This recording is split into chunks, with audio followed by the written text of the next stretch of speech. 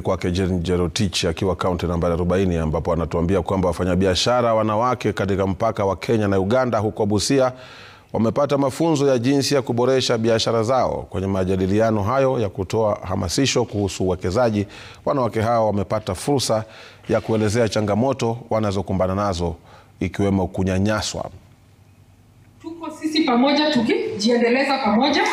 Washikadau mbalimbali wakiwemo Chuo Kikuu cha Nairobi, Jumuiya ya Afrika Mashariki, Sekretarieti ya NEPAD na serikali ya kaunti ya Busia wameungana ili kutoa mafunzo kwa wanawake wafanyabiashara nchini na hata katika mataifa ya Afrika Mashariki. Mkutano huu wa siku moja vilevile umeandaliwa kwa lengo kuu la kujadili na kutatua changamoto katika sekta hiyo inayomilikiwa pakubwa na wanawake. Ajenda ya Afrika 2063 ambayo ni nguzo kuu katika mafunzo haya ni mfumo ulioundwa kwa madhumuni ya kuongeza maendeleo ya Afrika katika miaka 50 ijayo. Tungependa watusaidie kama kwa county government kuna kitengo ya trade na ni ya wamama na vijana youth.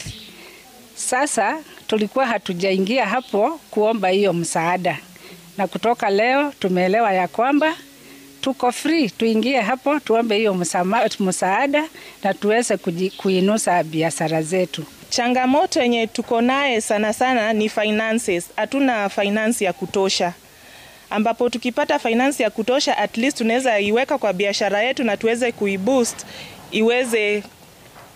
iweze kuwa biashara kubwa. Wakati huo huo, wafanya biashara hao wameshabikia fursa muhimu ya kupata mafunzo ya jinsi ya kufanya biashara kidijitali, huku wakitakiwa kuwa mabalozi kwa wanawake wenzao ambao wana roho kidogo. Wakikuja kwa chama wanafikiria watabenefit, atawekeza leo na kesho wa benefit. Sasa wakiwa na financial kidogo yenye wanaweza kupewa na wanaboost business yao, nafikiria watatulia na sako itakuwa na more members. Na imetusaidia sana kwa sababu ile process ilikuwa ni kusimplify, kurahisisha ile ratiba ya kufanya process ya kuvuka mpaka wakati uko na bidhaa yako na unafanya biashara yako. Sasa kwa hivi mama huyu anaweza jifanyia process mwenyewe bila mtu kwa katikati kama clearance agent ama middleman ama brokers. Mwenyekiti wa shirika la NEPAD Sospita Ojamong amesema kuwa watazidi kutoa mafunzo hayo kuhusu kanuni, utaratibu wa biashara pamoja na vibali vinavyotakikana katika kupanua masoko na biashara kupitia mtandao. Especially to guide them on the agenda, AU Agenda 2063, which is composed of so many things.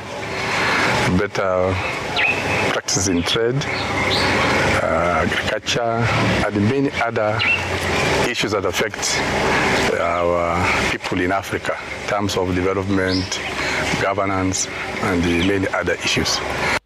Serikali ya kaunti ya Busia imeweka mikakati ya kuwapa mikopo akina mama wafanyabiashara kwa riba ya chini ili kuwawezesha kiuchumi. The department we have put in place to ensure that women can access affordable credit facilities that are able to empower them economically and also financially in doing business.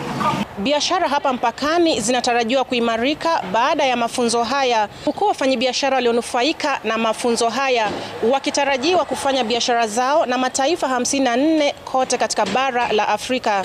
Jane Cherotich, runinga ya Citizen, Busia.